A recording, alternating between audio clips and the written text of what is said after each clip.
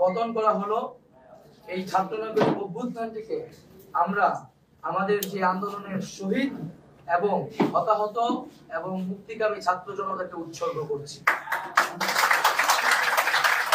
আমাদের এক দফা এবং কমিটমেন্টটি আমরা এই মুহূর্তে স্মরণ করিয়ে দিচ্ছি। আমাদের এক দফা দাবিটি ছিল স্বৈরাচারী শেখ হাসিনা সরকারের পতন এবং ফ্যাসিবাদী ব্যবস্থার বিলোপ। কারণ আমরা মনে করি যে কেবল ব্যক্তিকে সরালেই সমস্যার সমাধান হবে না, বরং যেই রাষ্ট্রীয় কাঠামোর মধ্য দিয়ে এই ধরনের ফ্যাসিজম তৈরি হয় সেই কাঠামোরও বিলোপ করে একটি নতুন বাংলাদেশ, একটি নতুন রাজনৈতিক বন্দোবস্ত আমাদের করতে হবে। সেই জায়গা থেকে শেখ হাসিনার পতন আমাদের প্রথম ধাপ আন্দোলনে, যেটা আমরা অর্জন করেছি। এখন আমরা দ্বিতীয় ধাপের দিকে আমাদেরকে যেতে হবে। সেজন্য আমরা মনে করি এই যে অভ্যুত্থানকারী ছাত্র নাগরিক তাদের প্রস্তাবিত আমরা একটি প্রস্তাব করব আগামী 24 ঘন্টার মধ্যে আমরা একটি অন্তর্বর্তীকালীন জাতীয় সরকারের প্রস্তাব করব।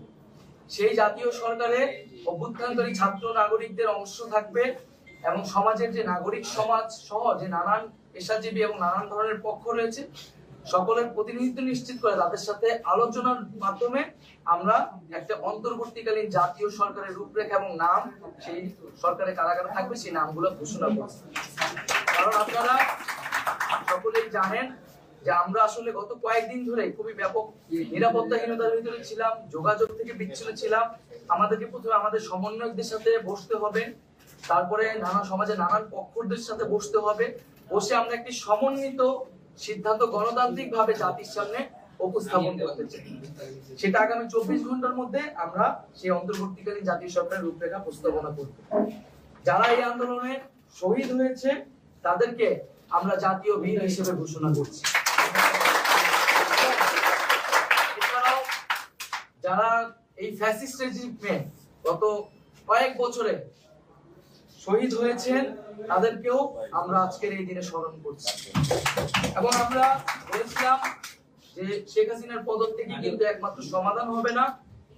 এই যে তারা একটি গণহত্যার সাথে জড়িত এবং এর আগেও পিলখানা হত্যাকাণ্ড থেকে শুরু করে বিভিন্ন গণহত্যা, গুম, খুন, মানবাধিকার লঙ্ঘন, ভোটাধিকার লঙ্ঘনের সাথে তারা জড়িত। এর অবস্থায় বিচারের ব্যবস্থা করতে হবে। শেখ হাসিনা পালিয়ে গেলেই হবে না, আমরা তাকে বিচারের আওতায় আনব।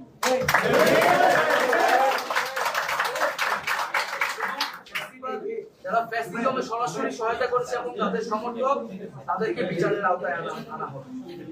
এবং আমরা বলতে চাচ্ছি যে অভ্যুত্থানকারী ছাত্র নাগরিকের সমর্থিত বা প্রস্তাবিত সরকার ছাড়া আমরা কিন্তু আর কোন ধরনের সরকারকে সমর্থন করব না।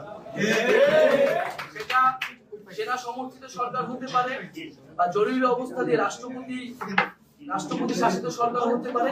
আমরা এই ধরনের কোন সরকারকে বিপ্লবী ছাত্র জনতা গ্রহণ করবে।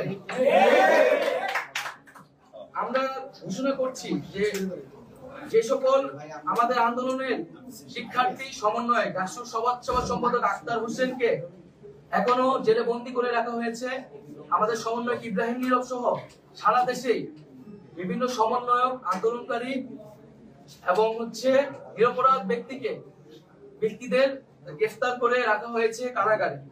আমরা সকল কারাবন্দীদের এই আন্দোলনের কারাবন্দী এবং এছাড়াও এই ফ্যাসিস্ট রেজিমে যে নিরপরাধ ব্যক্তি এবং রাজবন্দী করে রাখা হয়েছে তাদেরকে আগামী 24 ঘন্টার মধ্যে মুক্ত করার ঘোষণা করছি। আমরা আমাদের সাথে রাজপথে দেখতে চাই এবং আমরা মুক্তিকামী ছাত্র জনতার প্রতি আহ্বান রাখছি যে তারা যাতে আমাদের কাছ থেকে 24 ঘন্টার মধ্যে আমরা যে চূড়ান্ত সরকারের রূপরেখা দিব তার ঘোষণার আগ পর্যন্ত তারা যাতে রাজপথে অবস্থান করে।